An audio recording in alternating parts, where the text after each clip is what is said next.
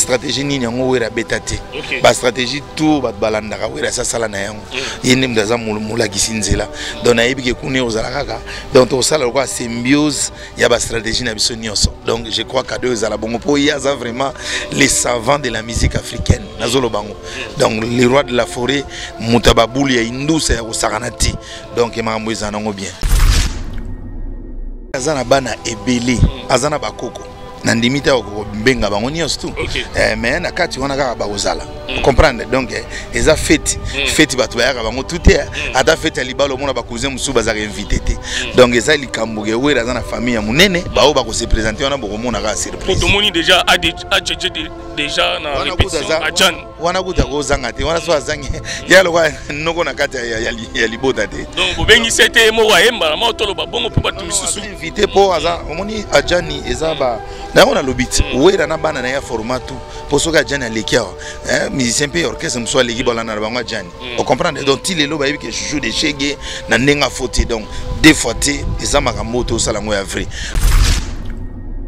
C'est pas pour rien à Kendaki une invitation à faire batebele bazena ba polémique ebele makendaka aza fier ya bana nae o comprendre moni papa moi leo za boza parent o golingola kela moi no mabete o comprendre o golingola kela moi no mabete siko yo wera za ningona donc wera la kela ba ni malamu donc yango fierté wana bana ne nyonso babimaka bazo vivre bien mais soko keye pa batu musu balaki la bana mabe aza faux père yo vimo ko la kela moi no mabe donc to ko loba batu misusu to loba ke na fierté ya bana na ye c'est pas pour rien yango akendaki l'invitation ya Feregola donc eza nango obligatoire te eza obligatoire te za lokwa net ke no match retour ke no ndenge na saki boye ye pasa la boye pa na ngate wera za mutema wana te plein zanango déjà ils ont craqué tozo benga batu boba kisali suppose aller belé to chata écran géant sur libanda donc plein na bi ke déborder nango et déborder pour sentiment et musique wana Paris na yo gangote banda to bani mama mona yo giti basona e comité donc sont des okoma donc yelo ya osa commentaire belezate donc to bengi kaka batu nyonso ya minene ba ya wana batu yebi ke biso za fierté we ranson za fierté ya monde za fierté za patrimoine fierté na biso na Congo donc boye ba ndenge boko valoriser ngo quoi et vous les kanango bien. Je suis docteur Pichotondele, pharmacien de formation. Je suis formé à l'université de Kinshasa à la faculté de pharmacie. Et puis je fais d'autres masters en transformation des agro-ressources à l'université Marien-Ngouabi et au Canada en préparation de cosmétiques thérapeutiques naturelles.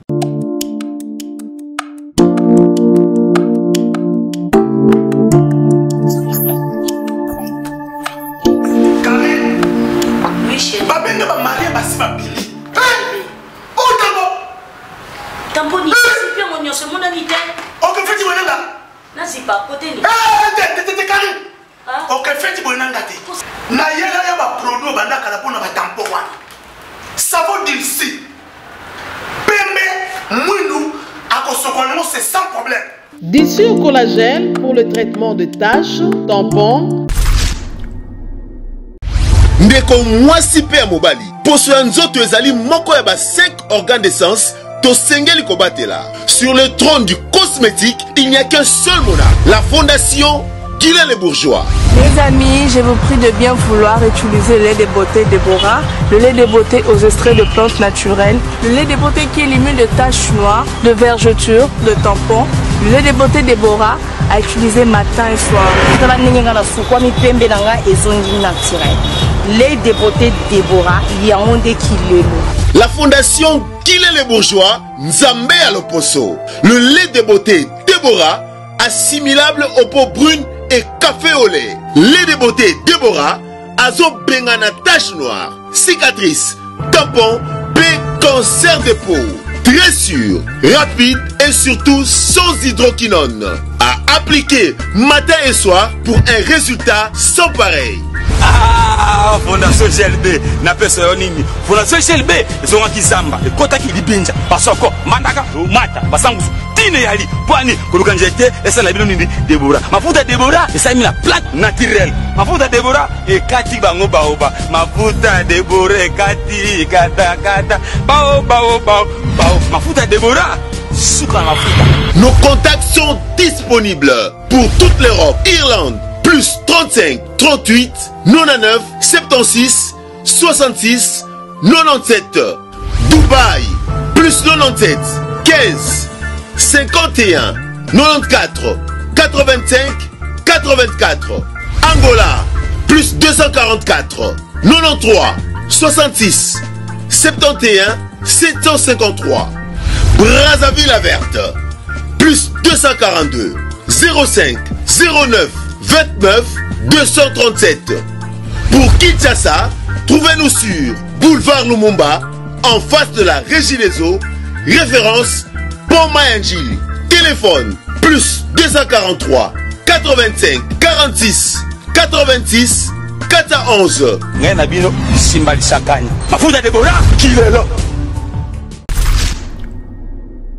Chez Djonga, restaurant spécialités africaines à la portée de tous. Un cadre attrayant vous accueille 7 jours sur 7. Au numéro 2, rue François Villon, 94 230, à Cachan, en pleine région parisienne. RRB, station Arcueil-Cachan, pour déguster des mets délicieux. Choix à la carte, ntaba, cabri, brochette, kamundele, ngoulou, madesu, losonapundu, du poisson, du poulet mayo, makayabu, bitekuteku et j'en passe. Rendez-vous chez Djonga, dans une ambiance musicale, modèle Yambo Cannabiso.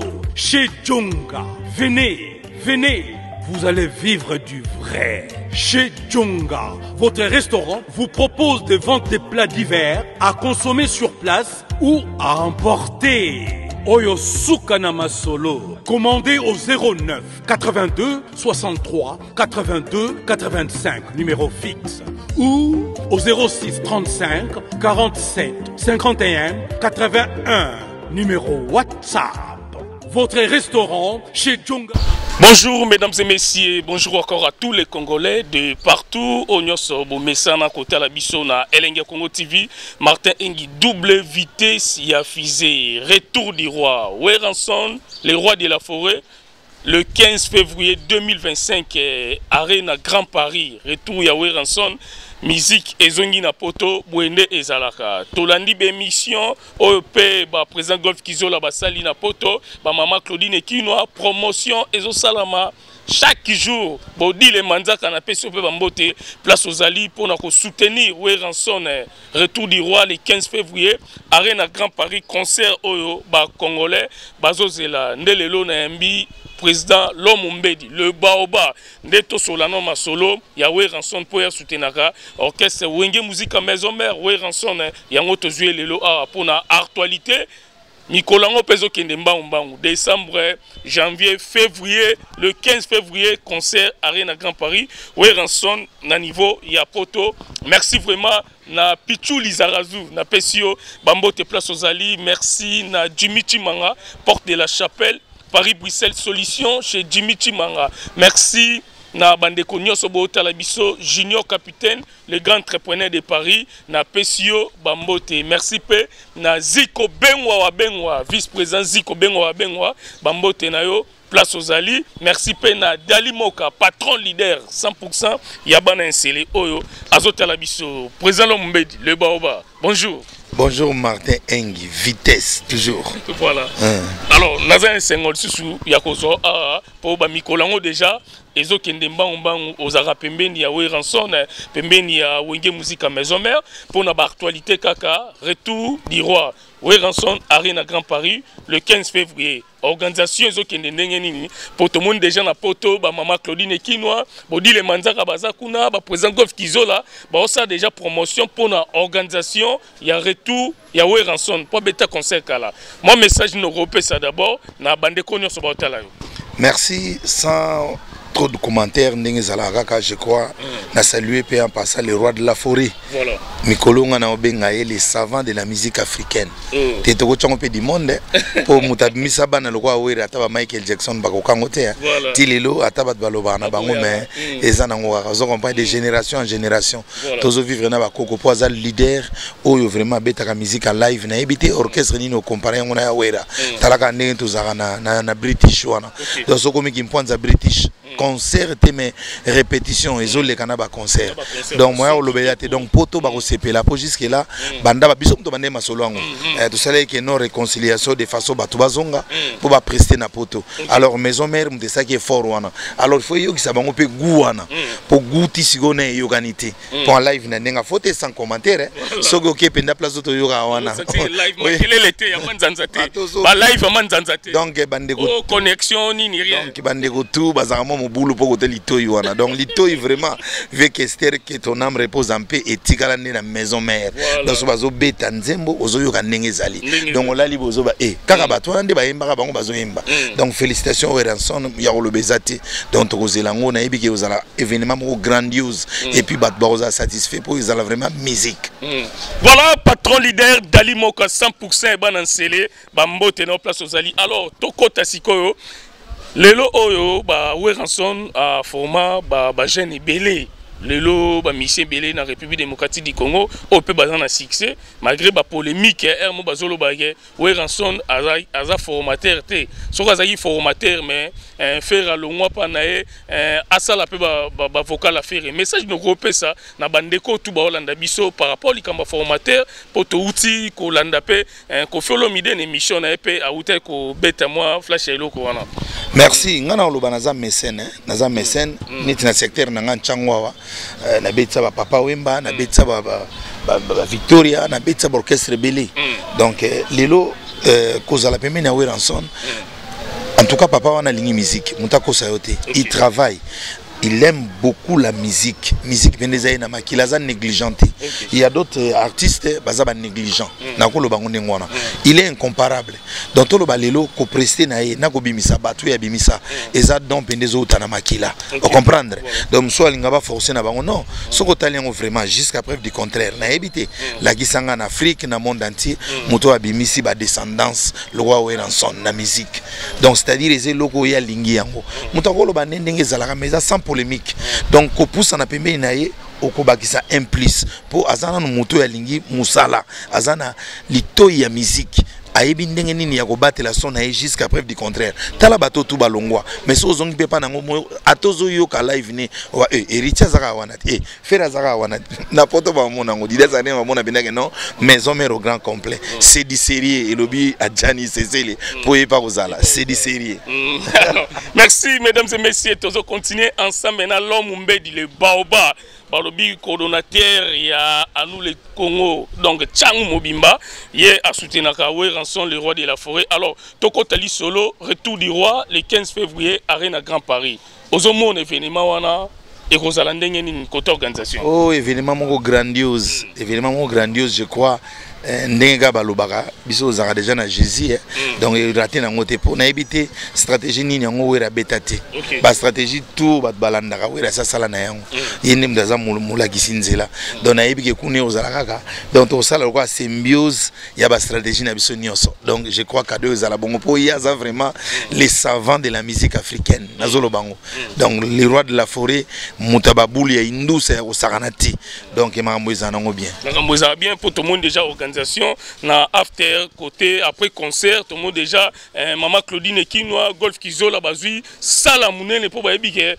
après concert kolia komela bango bino bolimbo sala makambo o batu non basala te ndenge tozo monela bozo kinde alira makambo ko louer sala munene na after eza pona nini en tout cas longonia na ba les donateurs ya Weranson donc toza na groupe na biso ba les donateurs o ngape na zali membre les donateurs de Weranson maman Claudine Kino Clo je vous salue Golf Kizola toza na docteur Ige Malongi maman Monique donc na saluer bino nyonso ba Sugar Baby ba tutu ba rawana ba Lopez donc Ige Malongi na pesio bambote toza ebele donc tokolo bati donc tolinga pinza oyibike samedi oyo toza na événement ya vélo donc na profiter na 3 ans d'or na bandal ezake non po batu tout talaka ba leader bazaka na kati ya po na kati ya maison mère na ba fanatique na ba musicien na ba tutu bazaka ba leader po so oza pembe na wiro za leader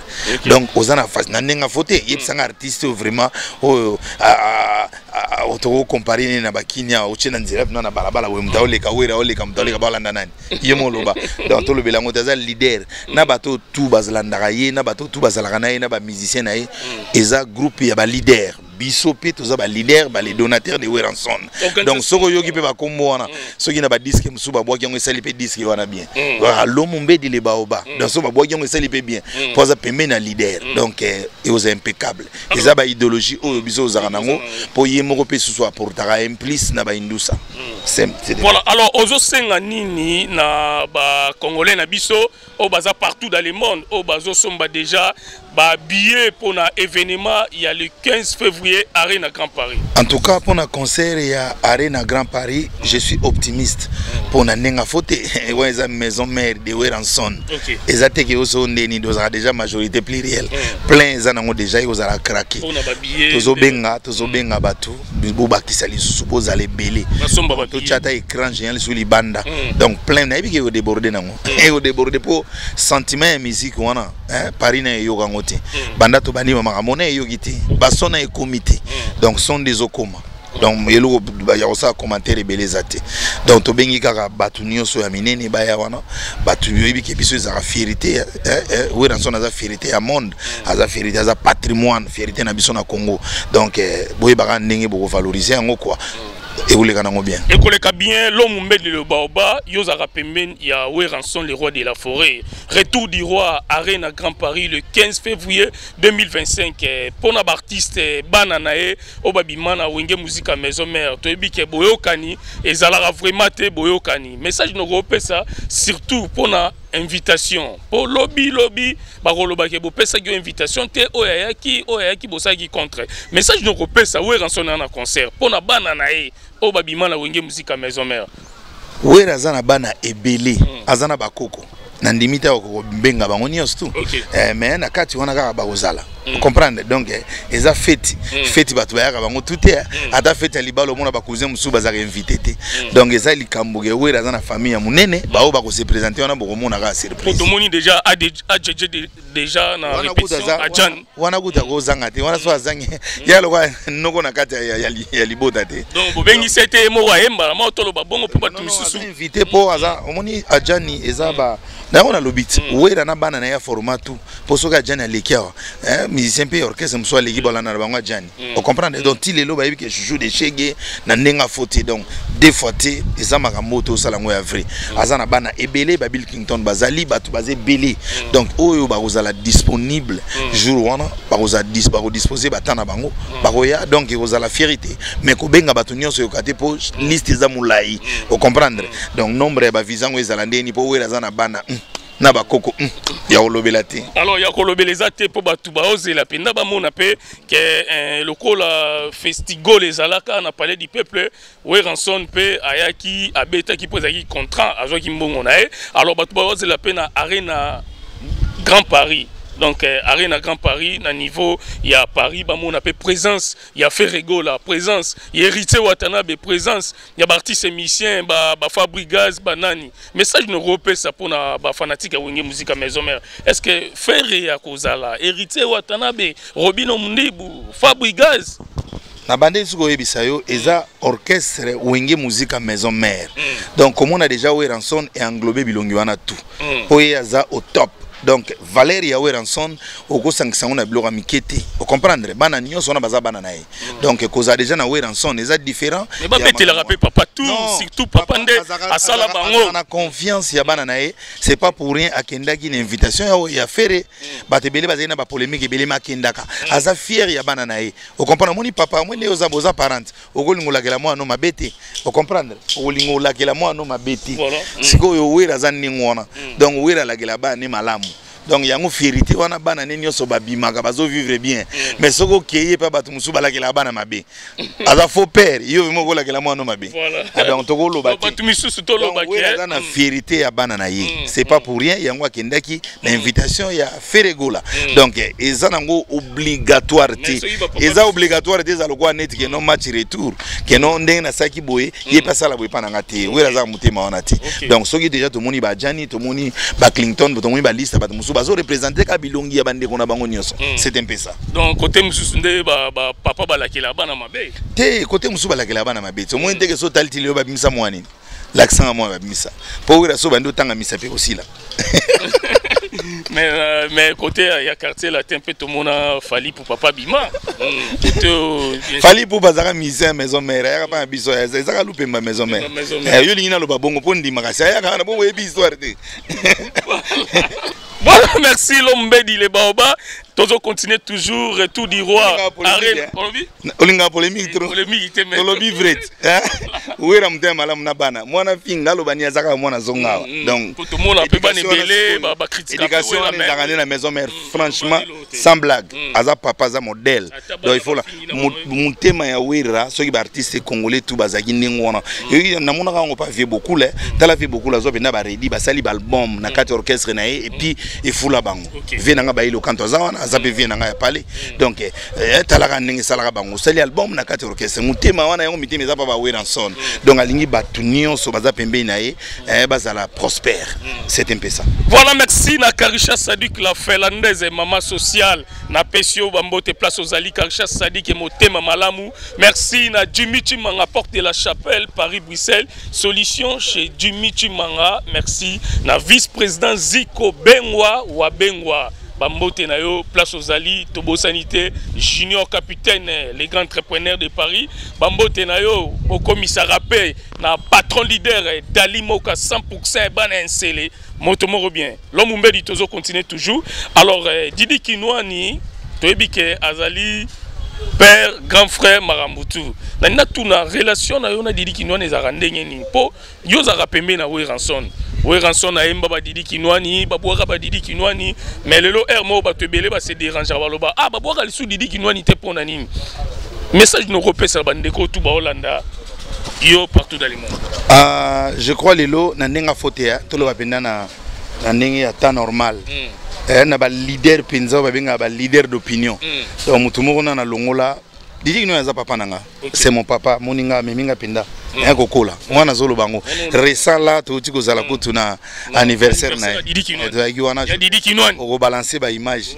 Didi na saluer en passant donc wana za vraiment patriarche ya osakana te Didi Kinwani mutema na ye tala pesa $100,000 $100,000 à une époque lelo so calculer mbongo wana za ba valeur ba combien ba million a pesa ngo pona bata est o ba leader a est ya politique ba pesa na mbongo te pona mambo Goma mais siko mudai bonga bimiza 100,000 yebisa mutema ndengwana kaiba mutema wa Weranson donc eza biloko eza vraiment na kati ya maison mère muta ko sabinote balanda ba disque soki ba disque Didi Kinwani azanga libanga te na maison mère eza biloko lokuta oloba donc Didi Kinwani aza vie à palais donc c'est la grande famille donc na Weranson tant kutu to ko zo problème na ba élection ngana wera to yiba candidat boyebi na azbela nous le Congo donc to zoka ba voye belé mais ba contre taka ndenge yaka vie Didi abenga 30 minutes encourageant Aina Wera abi échec eza ko abandonner bo abandonner te bokindi oyebi ke biso ndenge zalaka na kuludimba na bampangi ezaka na mo ba contre boule quoi mais bokindi za makila ya chance donc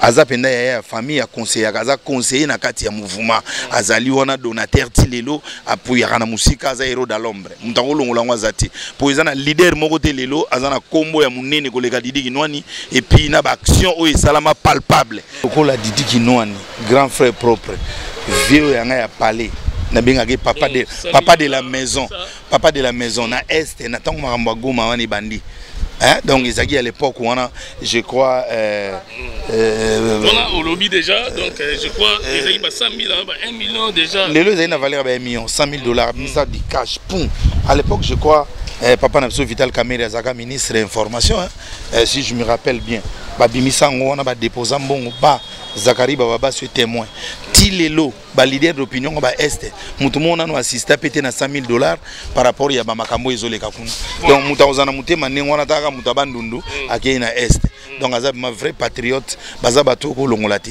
komboneza tout il est au top bo tina likolo nzambe abeta maboko na acte wana namona kiyo na anniversaire na c'est une ambiance ya Didi Kinwani namona kiyo lombe surprise donc ebika ave Didi Kinwani talaka papa na biso Pascal Loko Kanza zaki invité azobeta pena live bato bazaki wana ba maman Angel Mbouika Songo donc bato ebele hein ba maman Daniela Kamwanya hein ba Claude Maluma donc bato bazaki ebele mais na salaka surprise pour nous l'accès non papa openda bu akoli sangai abokola ngai na memela e portrait donc soko tali na ba image pour mona ngo donc vie benazaki na surprise et ça qui lengi makasi puis à valoriser nga abogelinga le lupemba donc c'est un peu ça.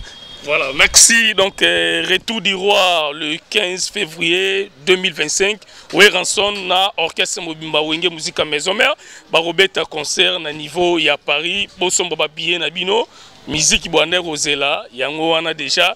Ezoya le 15 février. Ranson, le roi de la forêt. Na pesi batunyon so bota la biso partout dans le monde. Mote na be mission de bo mesana kobenga biso. Merci na Ladim Fumu Konzalos. C'est mon thème. Ya Mama Arlette Fumu na pesio. Bambote place aux Ali. Na pesi maître Ninja Sikatenda. Bambote na yo place aux Ali. Na pesi présent Sami. Ninja Force. Ouais, pemene toujours ya Ranson. Organisateur. Na pesi bona Mamboka Bambote place aux Ali. Binotu Bambote place aux Ali. Alors, moi Bambote na bato baotala yo. Merci na pesi mbote na ye moko le roi de la forêt Ranson. Donc wana gutelo bate na pesi partenaire na ngai Mama Chidesi Mampata motema ye moko Ranson. Maman exaucé na Gladi. Na saluer pe susu bana na biso exaucé na Gladi Bambote belé. Maison mère les donateurs de Ranson. En tout cas, je vous aime tous. Na pesi bango bambote, na pesi libota nanga mobimba mama Mimi Deli Konzinga. Donc wana gutogolo belate, bana nanga nyonso, donc famille Mumbedi et puis Lizarazu de tous les temps ndenge zalaka. Voilà, merci Elenga Congo TV, Martin Engi double vitesse ya fusée.